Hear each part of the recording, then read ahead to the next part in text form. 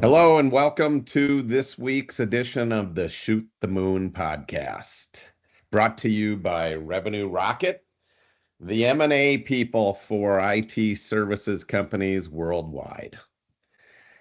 Thank you for joining us today. With me is my partner, Ryan Barnett. We're missing our fearless leader, Mike Harvath, but he should be back shortly. I have an interesting but important topic today. Ryan, how you doing? Hey, Matt. Thanks for having the podcast. I'm doing really well. Here at Revenue Rocket, again, we are M&A advisors for IT services people, and we oftentimes deal with buyers and sellers in this marketplace, and we talk about things that we see every week. And a couple things that have popped up this week are just sellers who have they've been through a process and they're going through a process and they're going, wait, is this really the right time? Is this the right deal? And they're having perhaps thoughts of cold feet. And when you think about just how complicated selling a business is, and the what you go through from an emotional standpoint all the way through to the legal standpoint to getting everyone in line and getting a whole deal done, at some point, sellers oftentimes will just say, "Hey, wait, am I doing the right thing here?"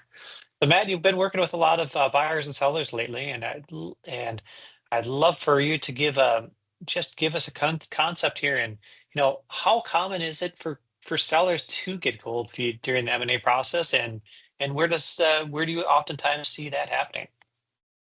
Yeah, Ryan, a great topic, right? And let's set the stage. A lot of the firms that we deal with, and it's very common in IT services, are founder-led businesses, and or they're partnerships, but partner, founded businesses. And this has been one of the more important things that they've done in their life. And they've invested themselves emotionally. Obviously, they've got, in many cases, a significant part of their net worth tied up in their business. They've built great teams. They've built great relationships, right? And so it is a really important piece, when they come to that decision of, it is time. It's time to sell my business. And so the importance of it can lead to an obvious level of emotionality that comes along, with the process of selling the business. And this is equal if you're selling in and you're going to, become part of a larger business and grow with a partner, or you're selling out and you are going to start a new chapter. It is just a distinct ending of the chapter. And so throughout the process, it's very, very natural to question, what am I doing?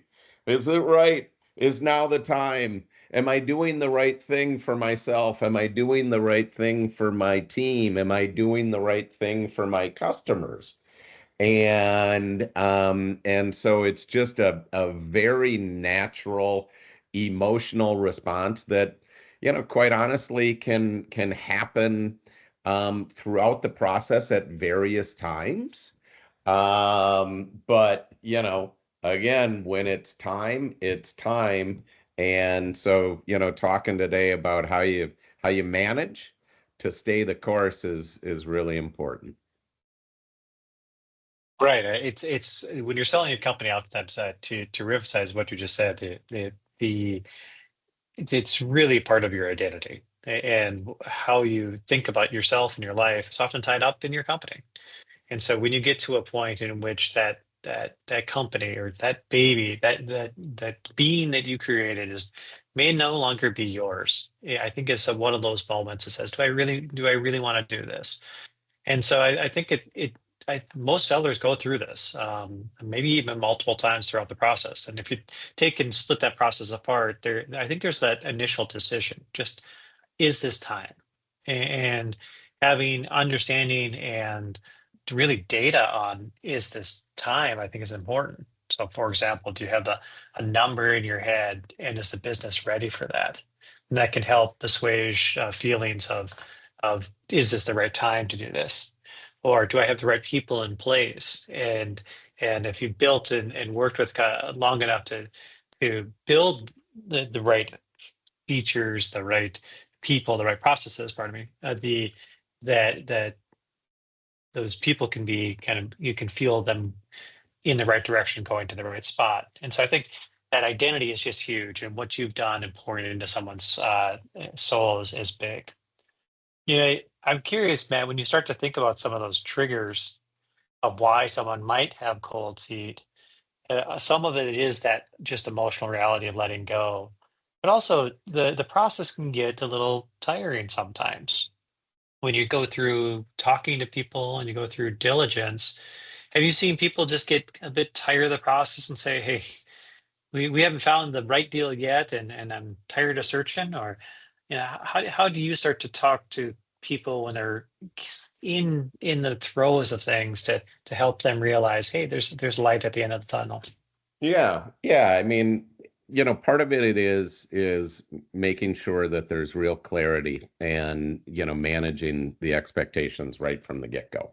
That it is a process that takes time, and really explaining in detail how the various stages in the process, the preparation, right, for going to market, which is the preparation of the marketing materials, the preparation of the financials, the preparation of the ideal potential buyers that are in place, the preparation of who is going to be involved from the seller or the seller's team, and making sure that there's clarity around all that messaging.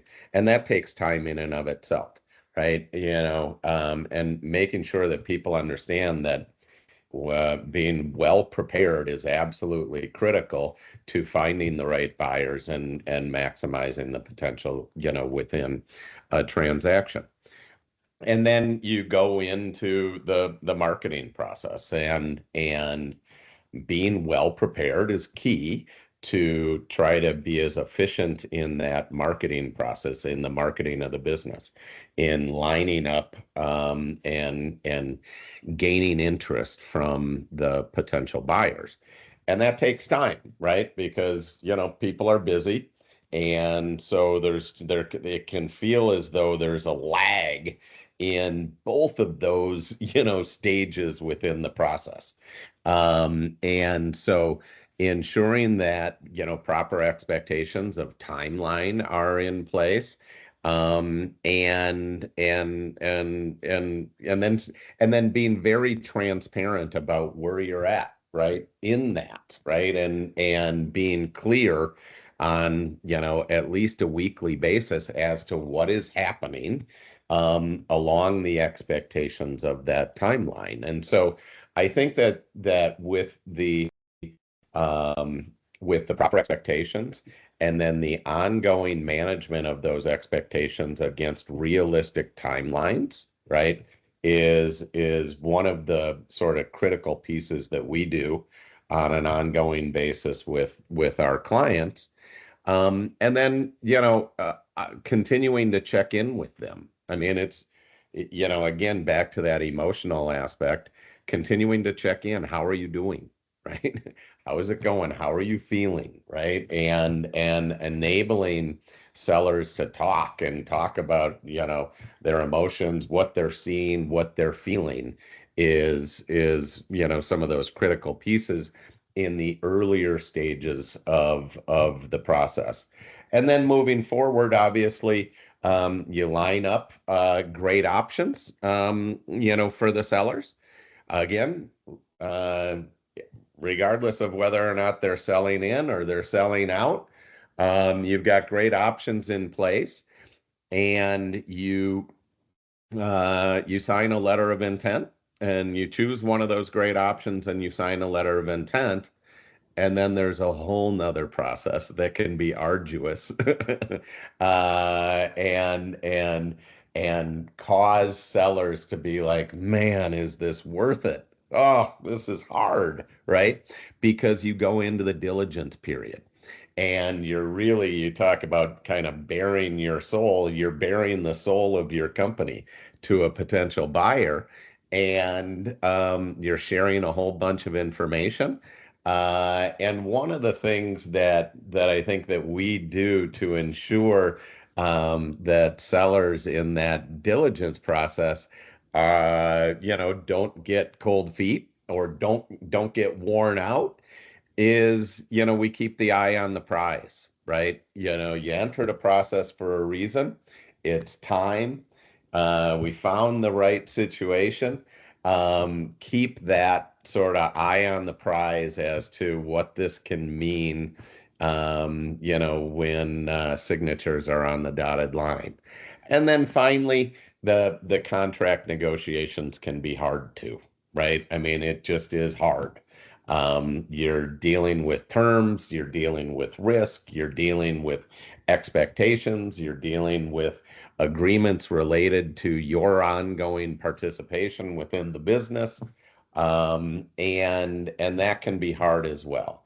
And so in that, not only are you keeping your eye on the prize, but you're really bringing the buyer and seller together relationally so that they can continue to get more and more comfortable with themselves, personally and professionally, as well as starting to talk about the strategy for moving forward in the business, what that means to the team, what that means to clients, and et cetera, et cetera.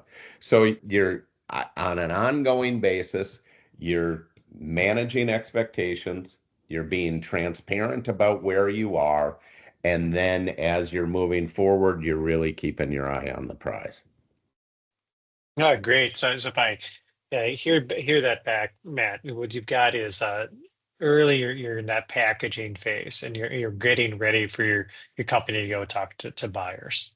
And there's chances in which when you're shaping that up, you've got great influence as a business owner to make sure the story is told in the best way. And so participating and being fully part of that, we don't see a lot of cold feet there as people just are starting to get engaged. I think when you get a evaluation of your company back, that's kind of the moment where you go, oh wait, this is really my number. And I think having an open and realistic expectation of what the market is willing to bear, I think is a critical thing to think about at this point. So if you're starting to think through this as a seller and you get that number and say, okay, this is what I think we can realistically go after. And not having a valuation that's so sky high, so high in the sky that you'll just never achieve it. I think that's something that working with an advisor to help get on the right path can help just set those expectations. And again, just what you're saying, Matt, you talk to the next step after you figure that out, you're talking to all these people, keeping that faith that you're going to find the right buyer, I think is sometimes difficult. And as it takes some back and forth, you're trying to find strategic fit, you're trying to find a cultural fit, and ultimately someone who's willing to meet where you want to be at for your valuation expectation. And so there's a lot of back and forth there that can be tricky for sellers to deal with. And from what I'm hearing from you, having that advisor just being there by your side to keep that going is critical. Well, absolutely, Ryan, and a good point, right, is that you want a team, right, in place, and you want expertise in the form of advisors who've been through it. When I was talking to an old lawyer friend of mine about deal making, and he said, "Well, Matt, you're one part counselor, you're one part deal maker, and you're one part bartender." And I thought that was pretty good. In particular, the bartender part, where you're the ear, you're the ear for your seller. You're a counselor, right? And as a counselor, you're teaching along the way. And so that sort of advisor relationship is absolutely critical, not just to getting the deal done, all of the moving parts, but also keeping people motivated, and keeping people up throughout the process. Yeah. Man, you had mentioned earlier you're dealing with a lot of people and time frames that are unknown. And how do you keep a seller just understanding and getting over that fear of that unknown? And that could be what's going to happen, post sale. It could be what's going to happen at the closing table. But how do you just get someone to be really understanding of that fear of the unknown and where that deal could go in the future? Yeah, it's a variety of ways, Ryan. I mean, when you think about the prospects of buyers, right? And we use a process to identify the ideal buyer prospect early on in the process, and then demonstrating as we are qualifying those buyers, it is meeting the mark, right, of that prospect profile.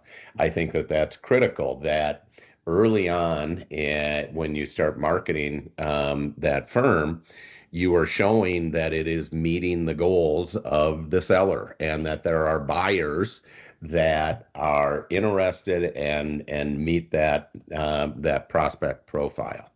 And I think that that's a pretty a pretty key way to build certainty in the eyes of the seller that they're going to be able to meet their goals.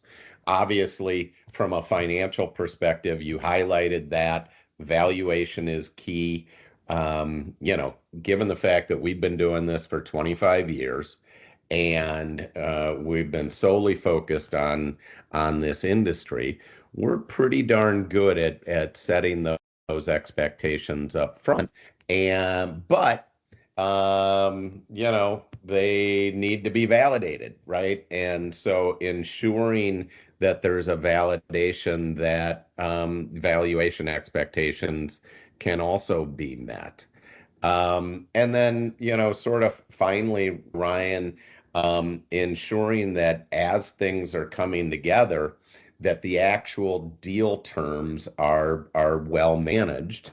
Um, Again, sort of increasing the certainty in the eyes of the seller that, not only are they going to find the right buyer, not only are they going to find the right price, but they're also going to be protected in the terms of the deal, which is quite honestly, that's a combination of us, Ryan, and that's where it starts to get into ensuring that there's the right legal representation in place because the lawyers certainly have a role in getting the deal closed out and keeping the sellers from getting too weary.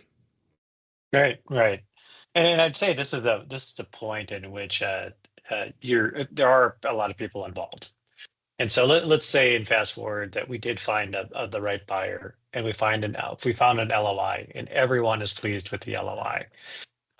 Maybe not 100% pleased. I don't think everyone is always pleased because M&A is art of deal making, and there's some coming together in which you're trying to get the best out of both parties to come together to a deal that's agreed to by the seller and to the buyer. Everyone's a willing party to the transaction. Doesn't mean they're a happy, willing provider in the transaction, but they're willingly moving forward. And if someone once you get past that letter of intent and you're working toward and the deal terms are set, Matt, companies go into that due diligence phase, right? And it can be burdensome. And you're getting all these data requests, like every customer contract, every employee contract. You're having detailed calls into your sales and marketing activities. You're trying to understand nearly every metric of the business as the buyer is really trying to make that transaction as clear as possible and the ongoing cash flow as clear as possible. And to the seller there, it can feel like a grind here and to the point where it's almost invasive. What advice can you give people or sellers here to help get through that due diligence phase relatively unscathed, or at the very least to keep their eyes on the prize? Um, yeah, what tips can you get through due diligence there? Again, Ryan, working with an advisor, ensuring that the advisor has the team that is going to assist in the due diligence process is absolutely critical. Ensuring that there's expectations, understood expectations as to what is going to be required, right? I mean, we're talking about a detail of service line, revenue by customer. Just use that as an example. That is something that, oftentimes sellers may go into the process saying, well, how important is that? Well, that level of detail, if you've got multiple service lines, and there's varied use of those service lines across your customers, well, that's a level of detail that is going to be really important. Well, important to be prepared with that information. And in order to be prepared with that information, you really want to lean on your advisor and your advisor's team of financial analysts to help you. So it's sort of like, how do I make sure that I am leaning on my team of professionals who are experts in this process to do as much as they can. I still, as a seller, have a role, right, in helping to provide information, in validating the presentation of that information, right?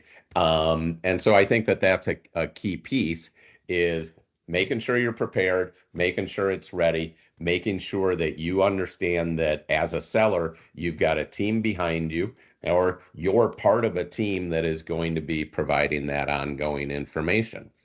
Making sure that, and this is one of the roles that we play as an advisor, there's real clarity be from the buyer as to what they need and what that means, and what is appropriate and what is not appropriate, right? So we've seen, a lot of scenarios where, buyers want everything, every nook and cranny, but it's really not relevant to ensuring the quality of earnings, to ensuring the quality of customers and that relationship, to ensuring, understanding of the team from the sellers. And so there is information that is oftentimes asked for that is too much, right? And so ensuring there's clear expectations as to what is right, having that prepared, and then leaning on your team and understanding the roles of who's going to be doing what, and then also having an advisor in place that can make sure that part of the process is managed appropriately to expectations, because maintaining momentum, it should be as important to the buyer as it is to the seller, when people have agreed that there is a strong intent to move forward towards closing a business. Sure. And if you think about this, Matt, you're going through that. You found the buyer, you got the LOI, due diligence, and due diligence comes back great. Let's say that everything is going forward. The next thing that typically happens is a definitive agreement is given. And we have seen some sellers at this point go, whoa, what is this thing?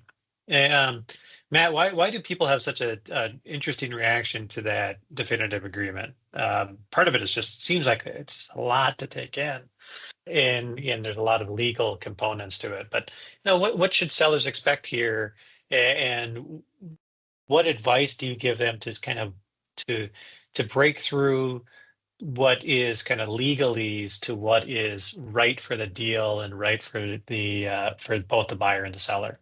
Yeah, it can be overwhelming because there's so many aspects that make up a definitive purchase agreement. I think that with us, as well as with the legal team, really highlighting what are the critical aspects of a definitive agreement, that bring sort of risk to the table, and what is true sort of personal / business risk, and what is not, right? And so, sort of, while there's a huge agreement with a lot of components in it, there aren't that many of the components that are critical in nature. An example of something that is critical in nature is reps and warrants, the representations that you are going to make, that you are personally making about the business.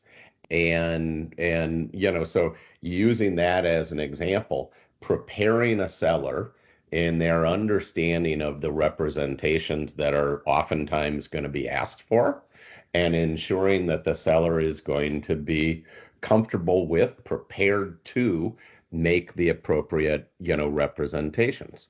And so using that as an example, it's like the more prepared that they can be with understanding, as well as then with preparation, helps them get through some of that critical process. Another piece is quite honestly is just managing the corresponding legal teams, and keeping them as much as possible. Lawyers don't like to be managed all that much, is my experience, but keeping them managed to a timeline, keeping them in conversations between the lawyers, highlighting areas that are going to be more difficult to come to an agreement. So that is transparent, right? Are some of the things that we do. But again, in that process, you are painting the picture of what this means once you get through it, right? And ensure, what is that picture? What does that mean? And you're getting close to the finish line at that point, so it should become more real. Yeah, absolutely. And as you mentioned, keeping the client involved and making sure the sellers, you know what's coming in the agreement. Also, just understand, I think being that translator between what is legal risk and what is needs to be documented in the four corners of the document, if you may, compared to what is realistically what's going to happen. I think there's a lot of papering that happens in that legal component where sellers can get either fed up or annoyed, as counsel can sometimes go back and forth in a way that is feels counterintuitive to getting a deal done. Absolutely. Matt, Sorry, yeah, Ryan. Absolutely. I mean, I think it goes back to this aspect of confidence, right? And you wanna start with confidence, you want to keep confidence, and you want to end with confidence. And kind of all of these things that we've talked about are aspects of keeping confidence as high as possible. yeah, absolutely. And sometimes we get to a point, and I think in nearly almost all deals, we get to a point where everyone is just a little bit unhappy. What did, hey, Matt, why does that happen? Why do everyone's just a tiny bit upset with each other? And typically that means the deal is done, almost done. Like you're within a day of getting this deal done when everyone is just a little bit tired of each other. What advice can you get to that last little hump of, man, I'm exhausted, I'm ready to go. Let's get this thing done. And that feeling goes of, hey, I'm just a bit unhappy on all sides. Walk me through that last step here, and how do you keep sellers just going towards that finish line? Yeah, well, we start kind of early, Ryan, by saying that, in order for something to happen, there isn't a negotiation, and we're bringing people to the middle, right? And the only way that you can do that is with an understanding that there are some things that you are going to give on, right? And there are some things that you're going to get, right? And as it pertains to just the negotiation. The another thing is just explaining that in the process there are going to be people likely, or questions or requests for information that you just don't like, but it just is, it's part of the process, it's part of the deal, it comes with the process. And you sort of gotta position that It's just business. This is business. It's not personal, right? And so ensuring that, people understand that there's going to be things that are tough, ensuring that there's an understanding that there's going to be aspects that you're going to give on, right? And it's sort of just reality, and it is business. It's not personal. Absolutely. So if we walk through this process, I think when you have someone by your side, it makes it a lot easier. So and to your point, keeping that momentum, keeping people posted on what that momentum looks like, addressing doubts just continuously, and making sure that people understand where they sit, really looking towards that future and the future painted together, and ultimately going back to why the deal was done. Again, against our triumphant of it, strategically, this you're going to have a 1 + 1 = more than two scenario. Culturally, you're going to be able to work together, and it's going to be better for everyone. And financially, it's going to get you something that it's rewarding, ultimately, for long-term success and perhaps even generational wealth. And so there's a lot of key things to keep on your mind here, as you go through this process. It can be draining, but once you're there at the finish line, and you have opportunities to either sell in and be part of something bigger, or move on and take that next chapter in your life, I think getting through the process is critical. And the more you can do it with confidence and clarity, the easier that's going to be. Man, that's kind of the questions I had today. I'll leave it to you for any kind of wrap up. Well, a great topic again, Ryan. Always a pleasure. One other thing to think about, and we do encourage, is take breaks, right? And you've signed an LOI, right? And yes, there's going to be hard work ahead of you in that diligence and then, final contracting process. That's a great time to take a vacation right after you sign that LOI, right? Go take a vacation. Take your mind off of it. Restore a little bit. Have some fun. Take mini breaks throughout the process. Take a long weekend with your family and get away, right? You do not need to be on the clock 24/7, throughout the process. That's why you've hired a team to be behind you. And there are natural points throughout the process where, it's okay. It's okay to take some time. So I think that that's another, thing that you as a seller can do, to ensure that, you're